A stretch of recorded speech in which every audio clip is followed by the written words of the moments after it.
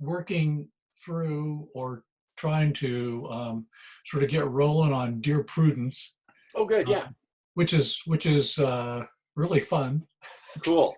It's really fun, and well, part of it is just trying to combine those that the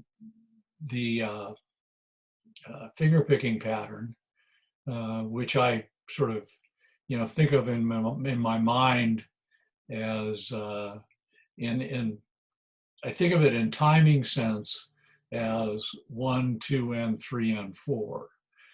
Yeah. Right. And Perfect. so if I think of it that way, and then I think of it in finger sense as 5, 4, 3, 6, 2, 4, then I can kind of see that. Okay. And it all kind of works out. But then there's those little The intro, yeah. certain notes in Dear Prudence that ring out as, oh yeah, that's Dear Prudence. Yeah. Even if I don't get the timing right, and hit the that, that's Dear Prudence. And Yeah. it's almost like I could see it at the beginning of the song or something. So yeah, part of it is it's an unusual combination of notes. What are those two notes you're playing right there? well, this is a B, Right. and this is an F, and this is that's an A. Right. Right? And actually, almost. The F is F sharp. Oh, right, sure, of Right? course. Yeah. F sharp, yeah. But on that first pinch, what two notes do you play then? What do you play in the bass and what do you play on the top? Well, I'm playing the A and the F sharp. Right. Now, what's the relationship between those two notes? Like, what would the interval be between them? It would be F sharp, D sharp, A. The interval would be, well, they're a step and a half apart. Okay. In one direction, right? In one direction. From the F sharp, which is what? So, what is that interval? A step and a half we call a what? Step and a half would be a third. Right. Okay. So it's one of 2/3. There are two. A step and a half could. A third can be a step and a half or 2 steps. Right. Right. Okay. Right. So if we measure this from the F sharp, which is actually the higher note that you're playing. Right. Right. But the fact that they're a third apart means that there are a couple of chords that include those two notes, because they could be the root and the third of a chord, or they could also be the third and the fifth right of a chord. Right. So if they were the root and the third, the root would be the F sharp. Right. And A would be the third. Right. But if they were the third and the fifth, what would be the root that would make those be a third and a fifth? The A be the third and the F sharp be a fifth? The other way around, right? Because the F sharp would have to be before the A. Oh, right, of course, okay. Of course. Yeah, the F sharp, so that would be, I got to think backwards here. So yeah. F sharp, that would be,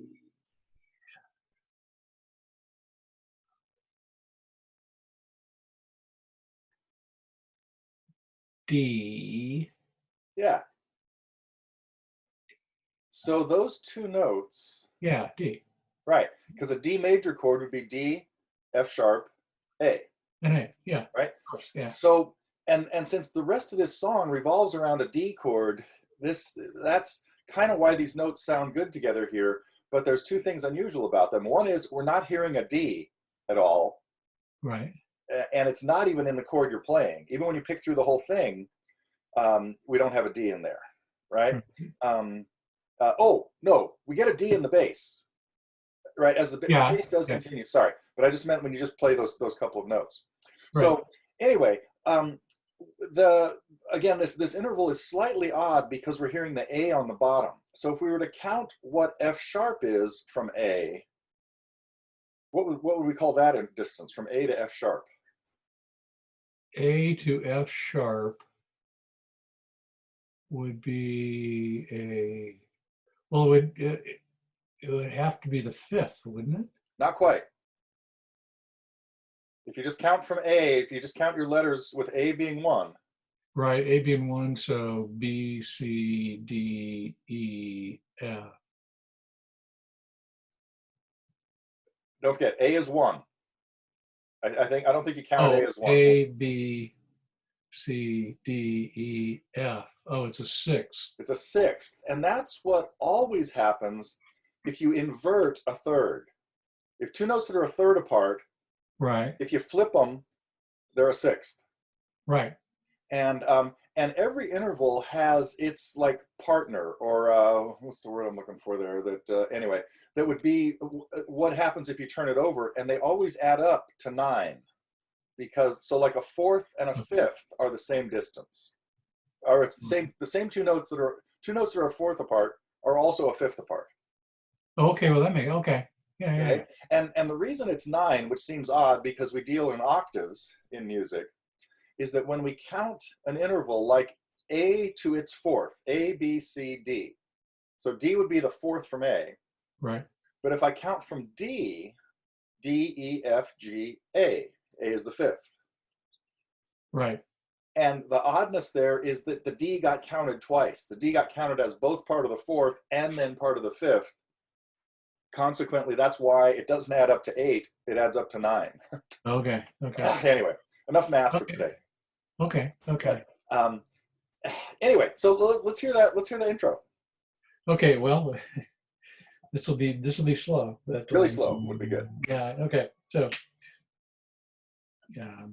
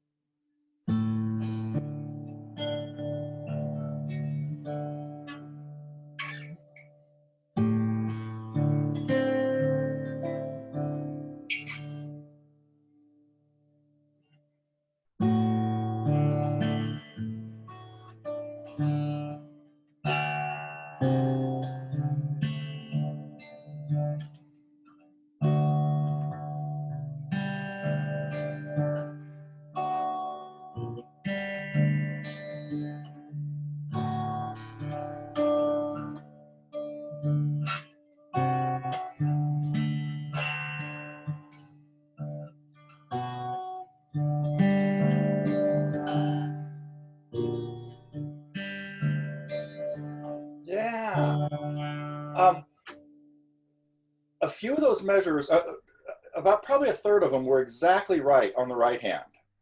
Yeah. And a lot of them had like didn't get to the 6th string on the 3rd bass note. Yep. And in the beginning, you didn't get all 3 of the melody strings. Like you weren't working in your 2nd finger as the last finger. Right. Okay. So sometimes you got the 1st string twice. But I think when you get it right and when you miss something. Yeah. You know. Yeah. And it's so yeah, that is.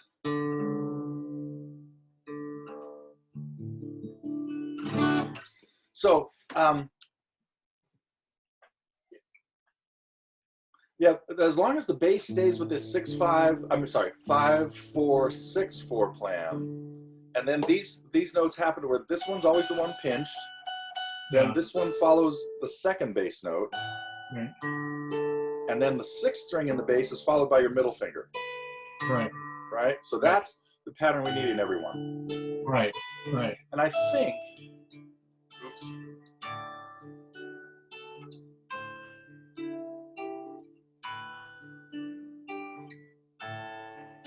When it gets down to the chord at the 3rd fret, I think there are 2 of those. Okay. The very last chord, I'm pretty sure there are 2. Yeah. 2 of these. Yeah. Before it starts the main sequence with the descending bass thing. Yeah. Right. Yeah. So. And then I found out that of the various ways to finger the D, I found out that by hanging on to there Yeah. to here was the way that my hand works, at least. That's a really good plan, because you were getting the tricky note on this chord is the open fourth string. You know, the second Yes. bass note is the one that is most likely Yeah. to get smashed, you know? Yes. And Yeah. so that's a really good choice of fingering for that. Yeah. So that all seemed to work out. But and the other thing that is curious, at least, is that up here I find myself missing a lot, because these strings right here are at a whole bunch of different levels Yeah. because they're so far up the neck. I mean, I guess Right. it has to be that way, but you know, they tend to be at different sort of levels and all. Yeah, that. they're in a different plane now. Then, you know, Yeah. they're down lower than the three bass strings significantly. Yeah. So, but anyway, that's um, it's the sequence. I know what the sequence is, and it's sort of the execution of the sequence. Yeah. So you know what, you want the right hand to be completely like automatic and autopilot, and to where you're not even thinking about it. And you could just practice it on like a regular D chord or on any chord, or even just leaving the strings open, and just, you know, mindlessly get to where you can do this.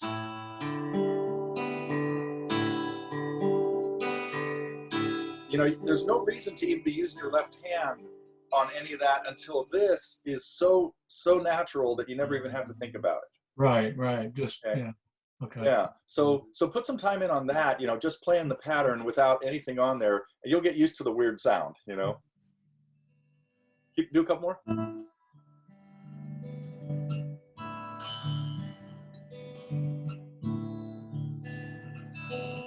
Close. Yeah.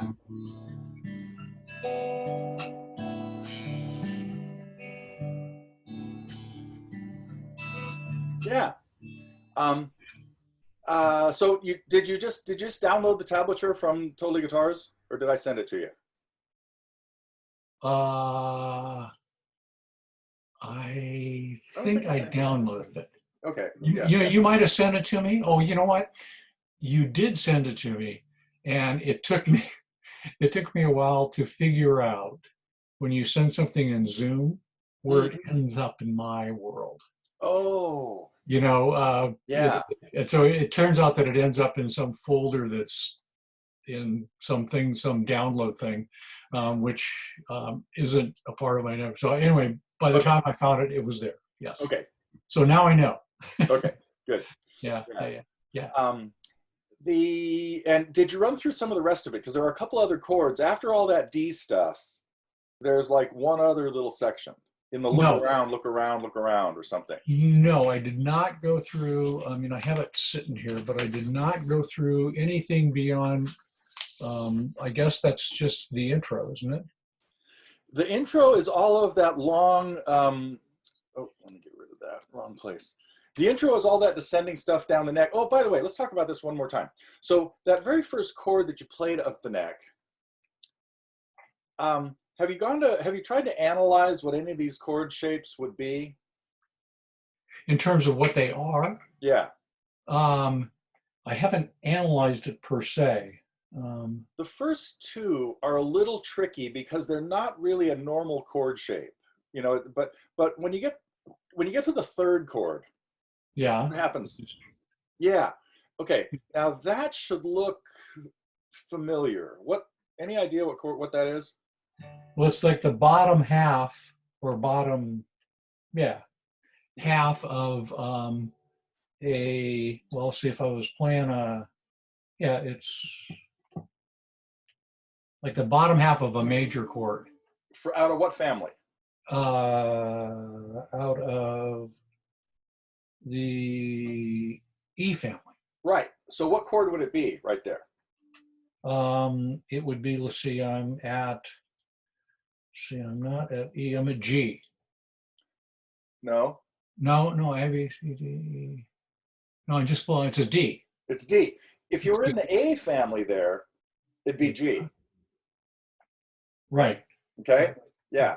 Okay, so the 10th fret, because if you were at the 12th fret, you'd be at E. Right. Right.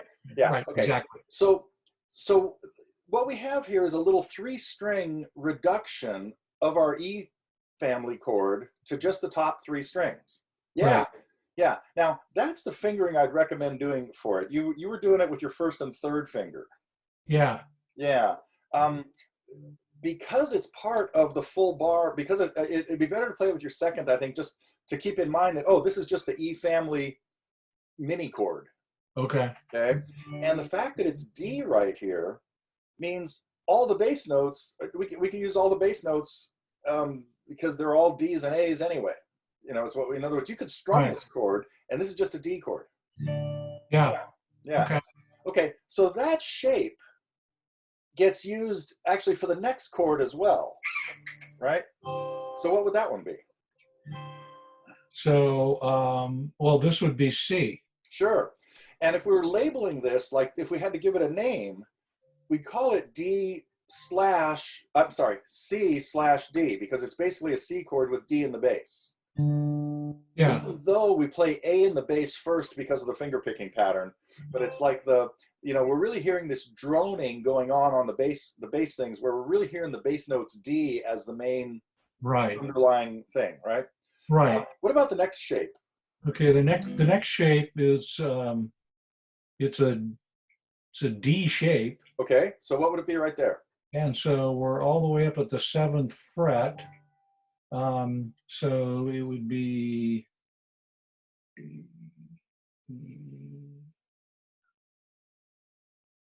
F sharp. Oh, close. One more. It's G. It's G. Okay. Yeah.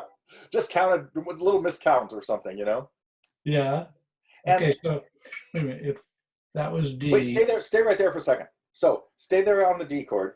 Yeah. Right now, of those 3 notes, where is the root? The root is of those 3 notes? Yeah. The root's right here. Okay. So wherever you put this on the neck, that will always be the root. Right. Right. Okay.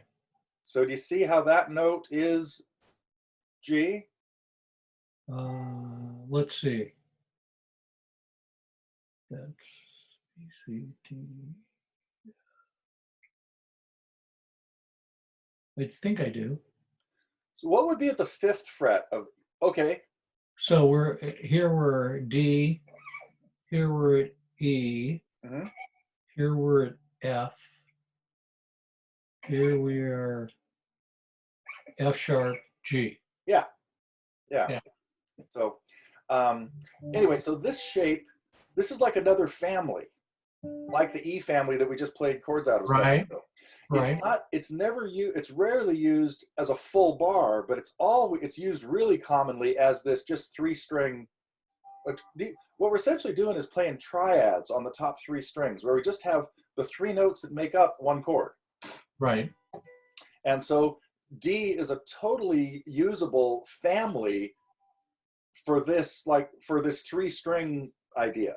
Okay. And along with the E and the A family. So it's like, this is like a 3rd family that sort of gets brought into the movable chord range, because it's an easy shape to play and it's very useful so if I was playing a song with you, if we were playing something like Brown Eyed Girl, and you're strumming through these chords, G, C, G, D, I might do the same chords and only play the top 3 strings. I might play the G chord here, and I might play the C chord here. Then I'd go back to the G chord. Then I might go to the D chord. So while you're strumming through the chords here, what I would do as the 2nd guitar player is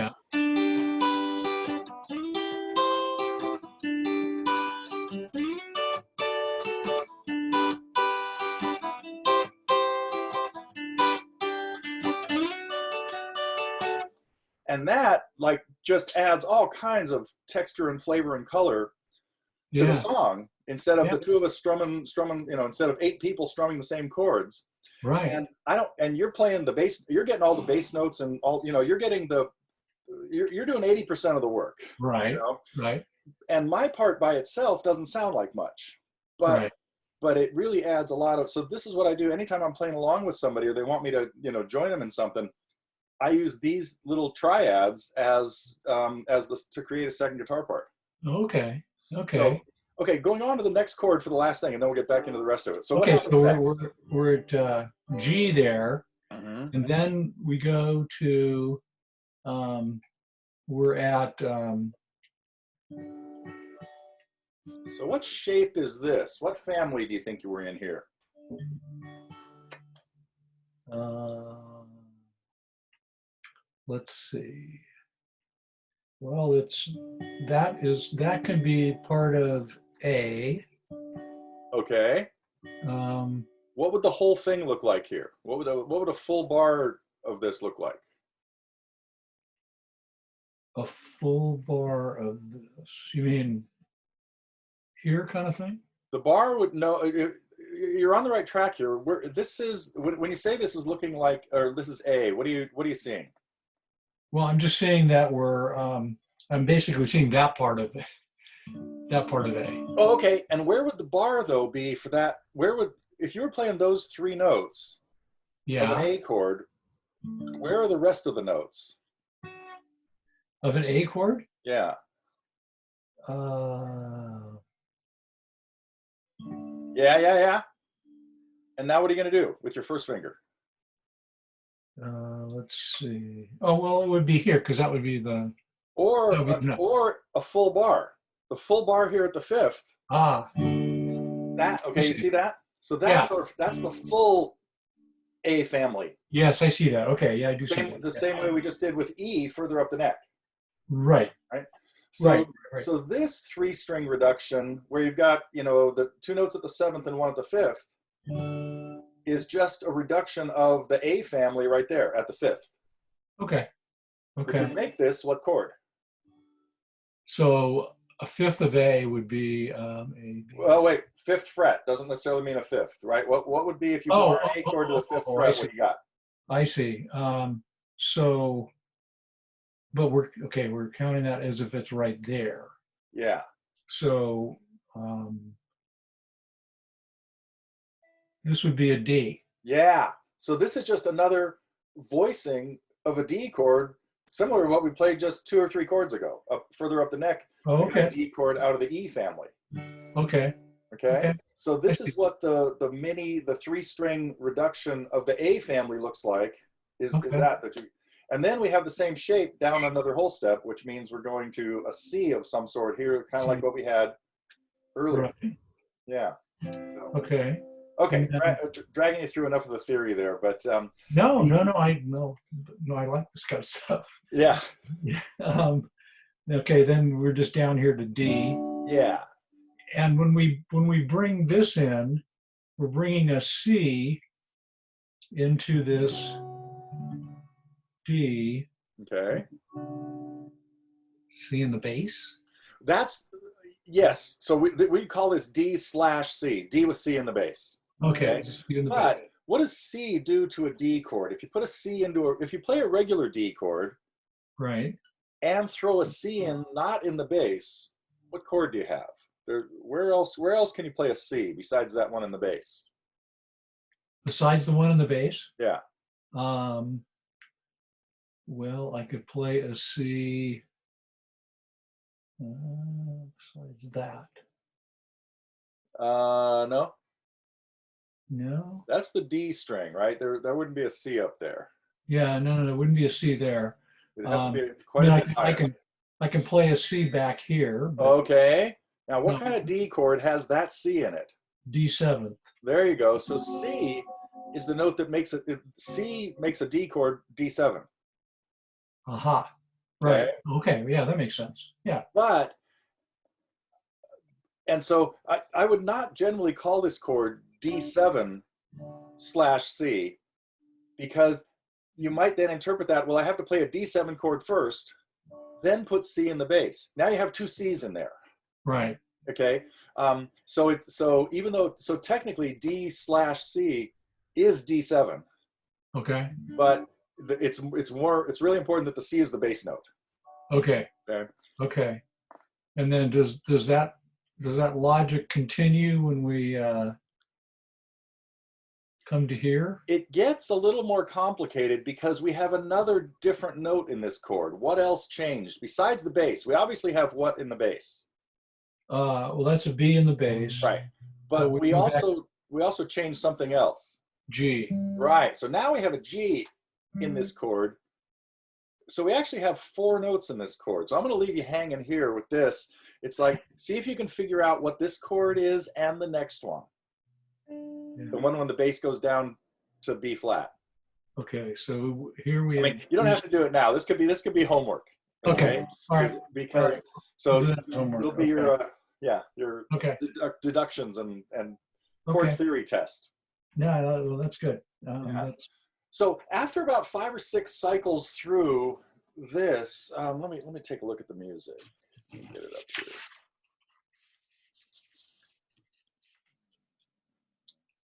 Yeah, 5 times through that. Yeah. Right.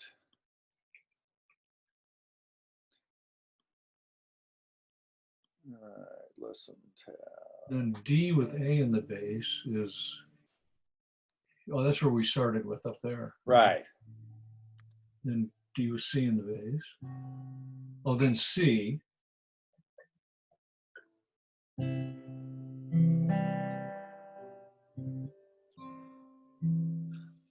Yeah. So looking back at the tab, Yeah. the last line, the last 2 measures are different. Yes. Right? But they're really easy because it just goes, it's the first 2 measures are the same thing we just did, the D with A in the bass and the D with C in the bass. Right. Then it's just a full C chord with one variation in the picking, and that is that it doesn't go down to the 6th string in the bass. Right. Right? Right. And then the next chord is just a G with B in the bass. So what you have, you have 2 of the notes you would normally have on a G chord. Yeah, it's just that. Yeah. And this one does go back to the 6th string as the 3rd bass note. Yeah. And then it goes on to the next page. Oops. Yeah. D A. Oh, yeah. Actually, it repeats that a bunch of times first. Like, see, it says verse 1, 2, and 3. So you cycle through all that whole stuff on the first page a bunch of times before it gets to the bridge. I think there's 2 verses before the bridge. And the bridge starts off with the same thing we just did on the on the D. Right. And then it goes through a couple of these, again, triad shapes up the neck, similar to what we just did in the introduction coming down.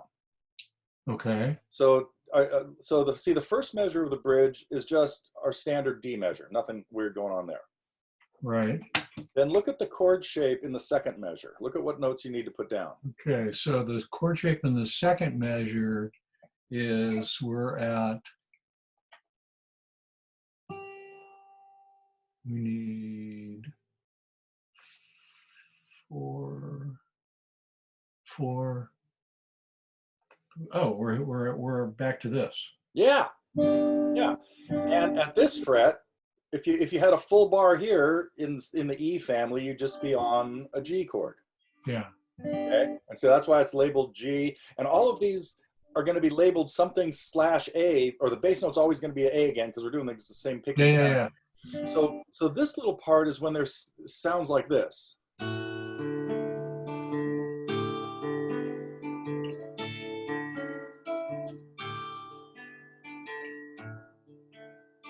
And just keep cycling through that. I think 3 times probably is what it says. Yeah. You know, they're singing, look around, round, round, round, round, round.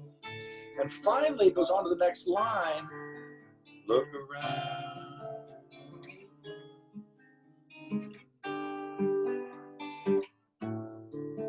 Then it heads into verse 4. So the second line has the closest thing that resembles like real chords here, or a new shape. Yeah. Right. And you need one more note in there. There's the second bass note. The second bass note.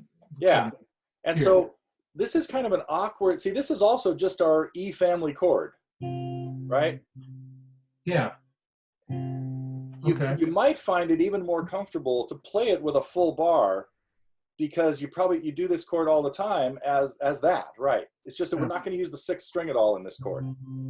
Yeah. Okay. And then it moves up to the fourth fret, the exact same shape.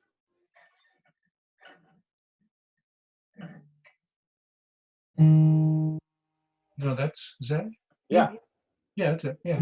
Yeah. Right. It looks a little deceiving because the bass notes are on the sixth fret. Yeah. Right. Yeah. But we think of this as a bar at the fourth, right? Yeah. And then the same thing just moves back to the third.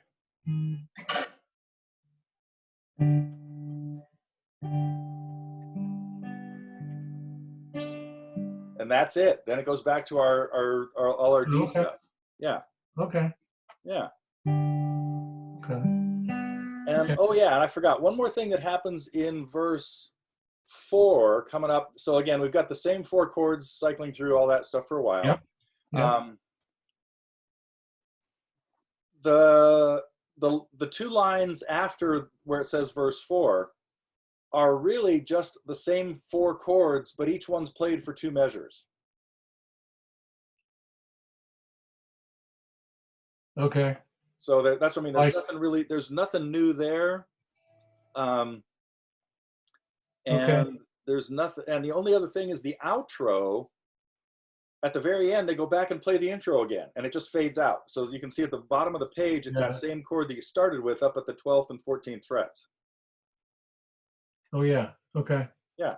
So that's it for that. That's all that's going on in that song. But so I think you're not going to have too much trouble with the left hand in there, but I think it's just got to get to where that right hand thing is really easy and smooth. Yeah. Yeah. Yeah. So, okay. Yeah. Fun. Now, what was the other one we did? We talked about another Beatles one. Oh, well, Norwegian Wood. we talked about Norwegian Wood, and yeah, I've been working through Norwegian Wood. That was. Well, here, I can just do this.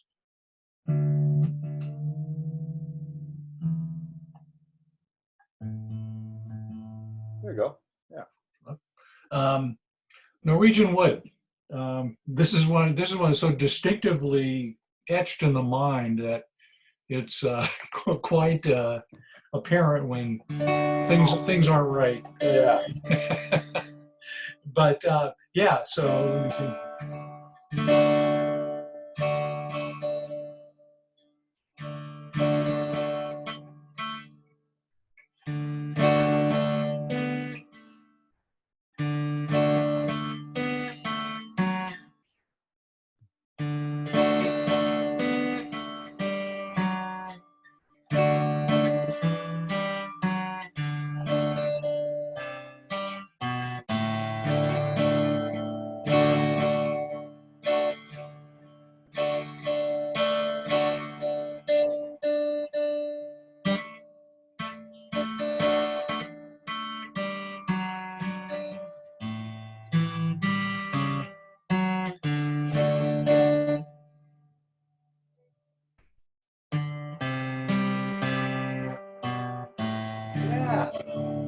So two little things that's coming along great.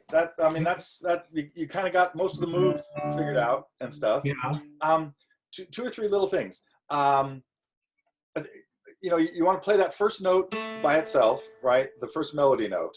Yeah. Right. And then you strum for the rest of that measure, right? And then you pick out the next 3 notes. And when it gets to the F sharp in the melody, when you get to where you got to put your little finger back down there, Yep. Hang on to it. Like the second time you played it, you did hold it down, right? So you want to hold it down while you do the strum, right? And one more thing about it is that the last thing you played going into it is the 3rd string open. So, right? And then you put the F sharp down. Yeah. And then you want to make sure you put this finger back on the D chord for the strum. Okay. Yeah. Yeah. Okay. And then you're going to move that finger again to play the last couple notes. And the same thing here, like same thing. The last melody note you played on the 3rd string was open again, but every time you strum, you want to have as much of the D chord on as possible. Right. And the Okay. only other thing is make sure that when you're picking out 3 individual notes, like especially when it gets to the C one, that you still stay, everything is a down. Every single Oh, note you play has to stay so that your hand keeps up that same constant motion all the time. You don't want to stop it and hit a down here and then an up there and stuff like that. So you want this, you know, all down. the rhythm has to keep rolling all the way through. Okay. Okay. Okay. All downs. Okay. Yeah. Okay. Try again. Okay. Let me see if I can wing it out here once.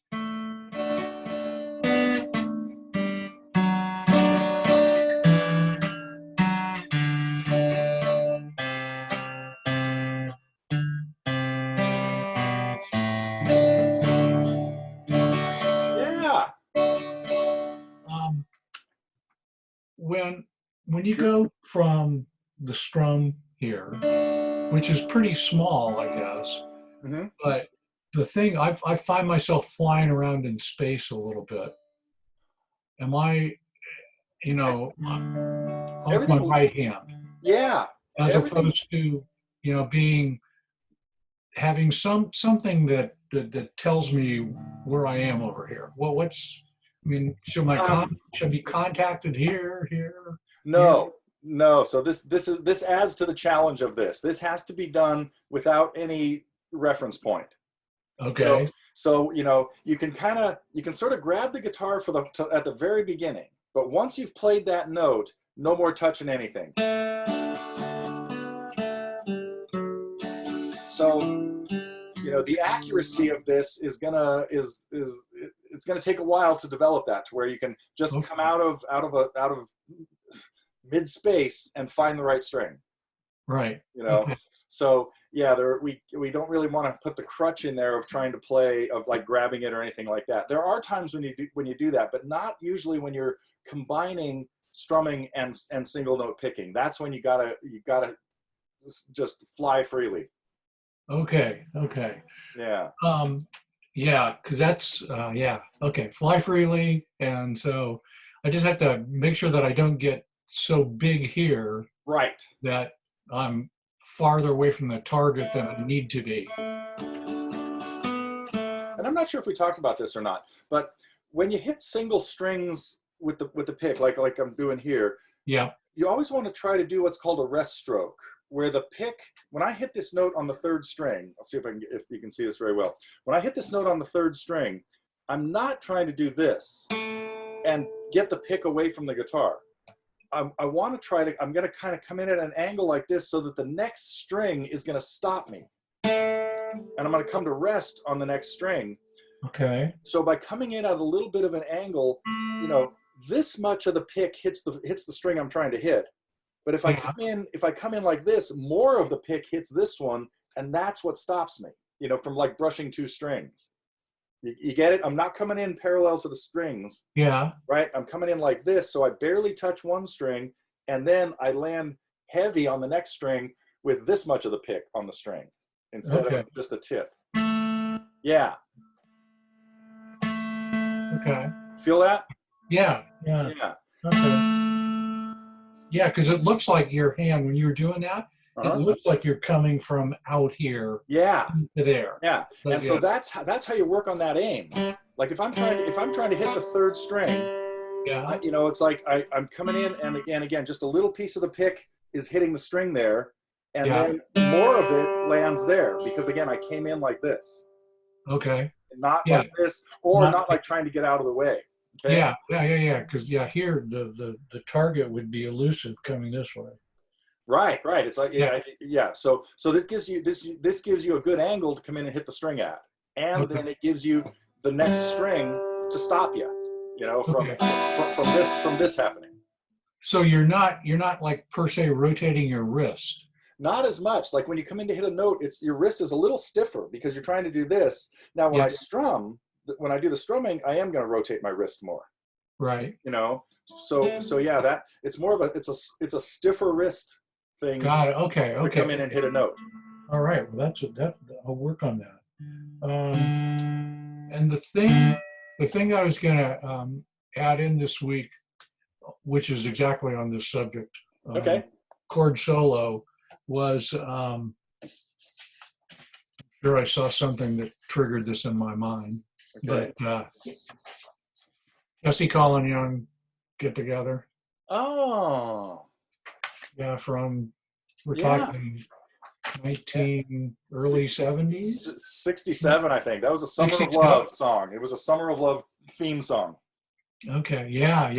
That's right. Yeah. So that's right. 67. Sure. Yeah. Yeah. I was a senior in high school.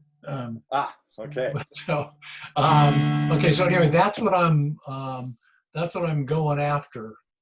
Particularly, I watched the little preview of the lesson on this and chord solo. So I think Okay. that's what I'm gonna. Yeah. There is something like if you look at any live version of anybody playing that song, it's nothing like what they did in the studio. There was some serious studio trickery going on in like the guitar that played that opening lick was I think in an open tuning, and I talked about all of this in the lesson. So Okay. I mean I went in great detail as to how weird it was what they did and why they couldn't play it live like that. You know, Okay. so you never really hear that.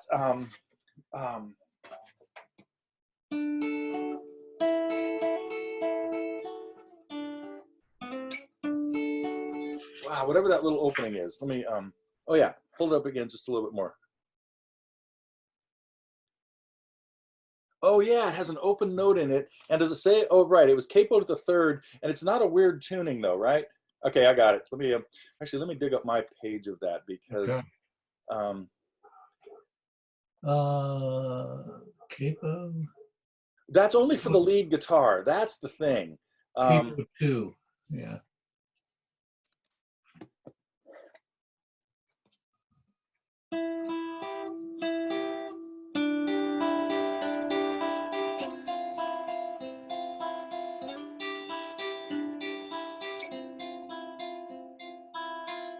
Right, and it's two guitars doing, one is not capoed and one is. Okay. Yeah. But if you play, let me see here. And what key is the song in? On the chart, is it in is it A and G back and forth? Looks like it. Yeah. So that's what the chart. The chart, it's A and G back and forth. Yes. Right. Right.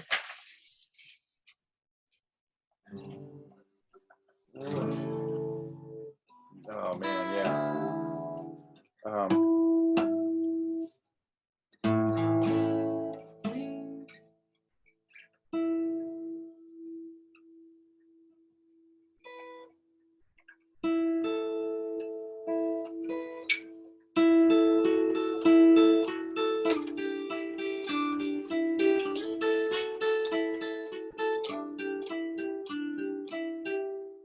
Oh wait, what did I do there?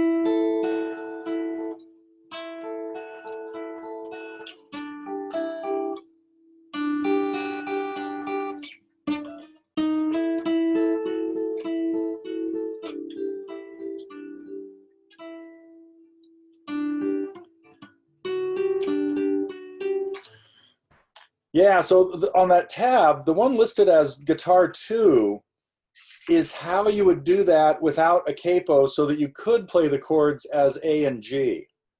Okay. But if you play the first one without a capo, the chords would be G and F. See, so these are in two different keys. Yeah. And one of them is done with a capo in order to get, but really the sound is best if you play that one, the top one. Yeah. So that sounds like what we really hear on the album. Okay. Right? And it's Okay. really, it's real easy picking. But then if you want to sing it in that key, then you'd have to be playing G and F. Love is but a song we sing. Yeah. Fears the way we die. Right. So, so the one that starts at the 7th fret is in the key of G.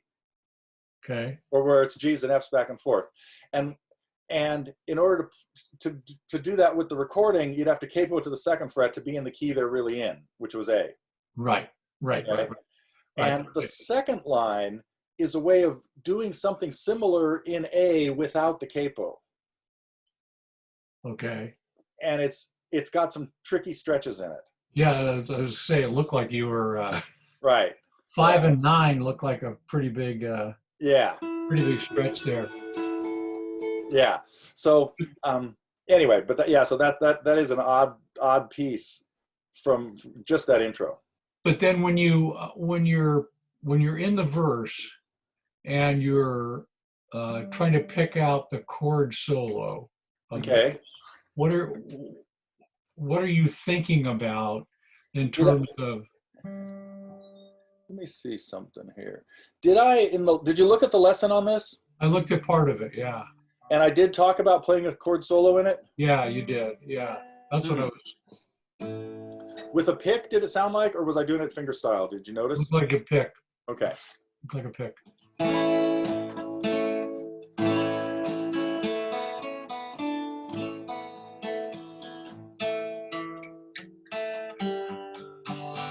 So starting on an A chord,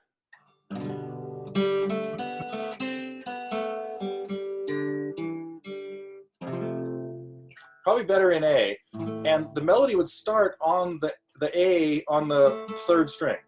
So the first thing would be find the melody.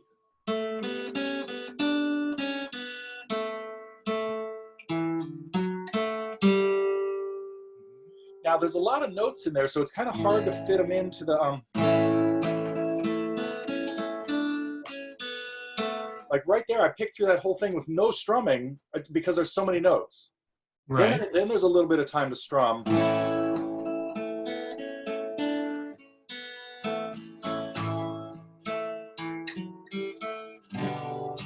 And then there's no more, then there's like one note on the G chord. Okay. So figure out just by ear, find the melody, make sure that most of the notes you're going to use are going to be in the key of A, so they're going to be notes out of an A scale, except the fact that we've got a G chord in here means we're not really in the key of A major, because in A we wouldn't have a G chord. Right. Right? G would be the seventh. And so and so this type of progression where you have two chords that are a whole step apart is really in a different mode. It means it's not in in A major. So the key signature for this would not be the three sharps that we would have in A, because one of those sharps would be G. Right. So the key signature for this is really only two sharps, F sharp and C sharp, which is really the key of D. And then G and A are chords 4 and 5 in D. Okay. So when something like this is happening, but we're clearly revolving around A. It's like A is home here, right? And so that's when we say this is in a mode. This is in what's called the Mixolydian mode. And I don't know if we've ever talked about this kind of stuff, or if you know anything about it. A little bit. Yeah. So let's leave that for next week, but we'll talk more about the theory behind this. But Okay. mess around with that melody a little bit and see what you can come up with. Okay. Okay. I'll pick my way through that and try and figure out where the strum falls in time. Like when you went to the G there, you only picked out one note, but still there was some strumming in there, right? It would right after it. You'd hit that note. You'd probably hit that open G like right on beat 1. And then you've got two full measures you got to keep strumming of a G chord before it goes back to A and starts the next part of the melody. Yeah. Okay.